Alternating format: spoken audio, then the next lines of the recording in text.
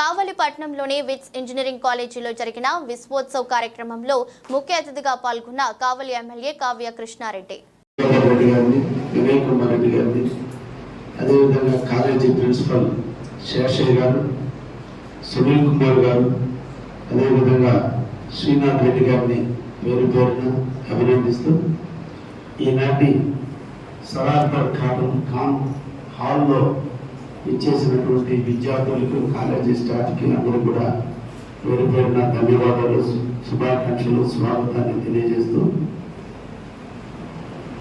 విద్యా సంస్థల్లో ఎనలేని కీర్తి పతాకాలని ఎగరేసిన సంస్థ విశ్వోదయ సంస్థ. ఆంధ్రప్రదేశ్ చరిత్రలో విశ్వోదయ సంస్థకి ఒక గుర్తింపు, ఒక ఫేము, ఒక నిబద్ధత ఉన్నటువంటి సంస్థగా దాదాపు 75 సంవత్సరాల నుంచి కూడా ఈ సంస్థను నడుపుతున్నటువంటి విశ్వోదయ యాజమాన్య సంస్థకి మరొక్కసారి ధన్యవాదాలు తెలియజేస్తున్నా.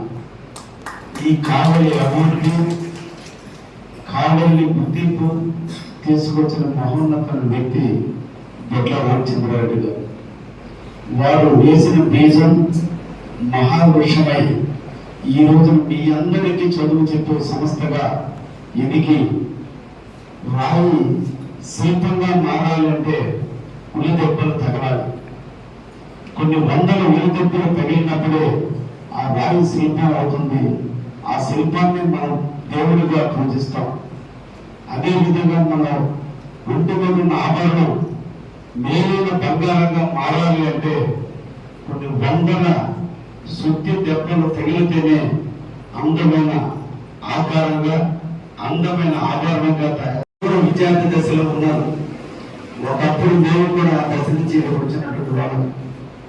కానీ ప్రతి ఒక్క వ్యక్తి ఎదిగేటప్పుడు మన అందరం కూడా ఇది మంచి వయసు మీద మంచి కౌమార దశలో ఉన్నాం. ఇప్పుడే భావాలు, ఆలోచనలు, విధి విధానాలు అన్ని హృదయపూర్వకంగా స్వీకరించేటువంటి వయసు. అందుకని దీన్ని గ్రాడ్యుయేట్ అన్నారు. అంటే మెచ్యూరిటీ వచ్చే వయసు. ఇంటర్మీడియట్ స్థాయి నుంచి, పరిపక్వత లేని స్థాయి నుంచి పూర్తిగా పరిపక్వత వహించి మీ జీవితం కోసం మీరే నలుపు తిప్పుకుని మీ జీవితాన్ని మీరే శిల్పంగా మార్చుకునే దశలో ఉన్నటువంటి దశ ఈ డిగ్రీ దశ. ఇప్పుడే మన ఆలోచనలన్నీ కూడా ఒక పద్ధతి ప్రకారం, చెడిపోయినా ఇక్కడే, బాగుపడ్డ అంకురార్పణ ఇక్కడ, అన్నీ కూడా జరిగేటువంటి దశలో మీరున్నారు.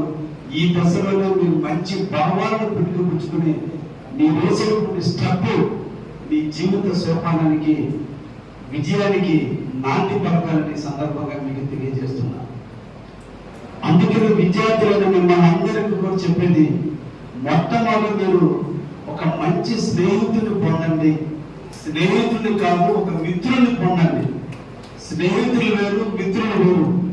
క్లాసులో 100 మంది విద్యార్థులుగా మీరు అందరూ కలిసి ఉన్నారంటే మీరందరూ కూడా స్నేహితులు కలుస్తారు, మాట్లాడుకుంటారు, విడిపోరు. మన హృదయం అన్నిటికంటే ఇది దేవాలయం.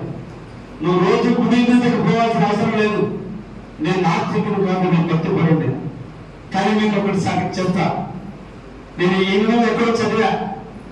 దేవుడు గుడి మీద అడుక్కున్నాడు. భిక్షగాలను మార్చాలని దేవుడు ఎప్పుడో సంవత్సరానికి ఒకసారి గుడికి వెళ్ళి నిన్ను మారుస్తాడా? పుట్టే రోజు నిన్ను పుట్టించేసాడు మనిషిగా.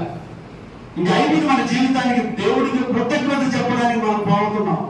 కానీ మనం దేవుడు మార్చడు. ప్రకృతిలో ఉన్న అందరితో పోలిస్తే మానవ జన్మ చాలా గొప్పది. నేను చాలా సందర్భాల్లో ఈ విషయాన్ని చెబుతూ ఉంటా. 84 లక్షల జీవరాశులు ఉన్నాయి సృష్టిలో.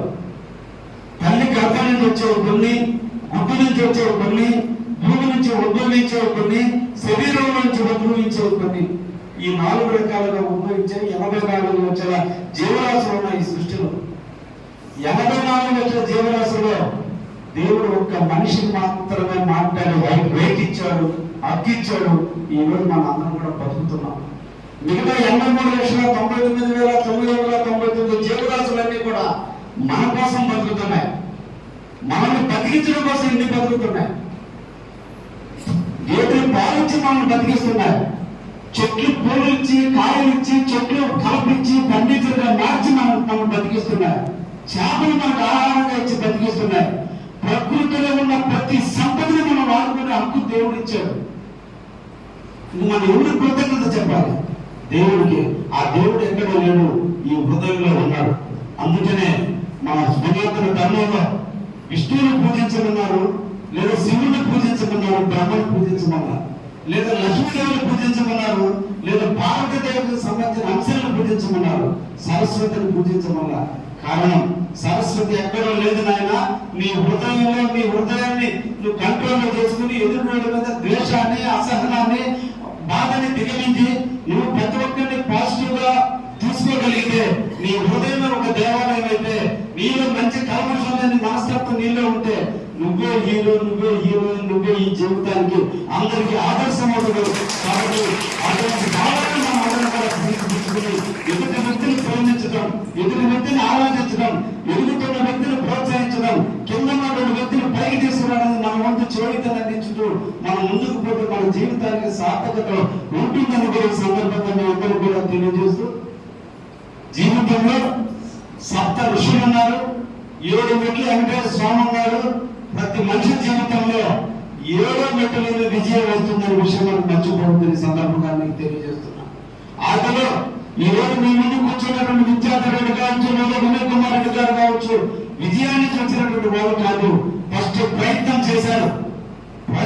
తొలి ప్రయత్నం నిరాశ మిగులుతుంది. అప్పుడు నేను దృఢ సంకల్పం పెరగాలి. కాబట్టి ప్రయత్నించాల్సిందే, నిరాశ పడాల్సిందే, ప్రజలందరూ కూడా హేళన చేయాల్సిందే, హేళనలో నుంచి మనం మళ్ళా పట్టుదల పెంచుకోవాల్సిందే. అప్పుడు ఆలోచించాలి ఎక్కడ లోపం ఉందో, ఎక్కడ ఆత్మ పరిశీలన చేసుకొని మళ్ళా ప్రయత్నం చేయాల్సిందే. అప్పుడు మన జీవితంలో విజయం వస్తుంది. కాబట్టి విజయం వచ్చిన రోజు పొందడం, విజయం రాని రోజు ఇంకా నా జీవితం ఇంతేది కాదు. ప్రయత్నించేటప్పుడు హృదయపూర్వకంగా ప్రయత్నించిన నాడు విజయం ఎప్పుడు కూడా నీ కాళ్ళ కింద ఉంటుందనే విషయాన్ని మనం అందరూ కూడా మర్చిపోవడం.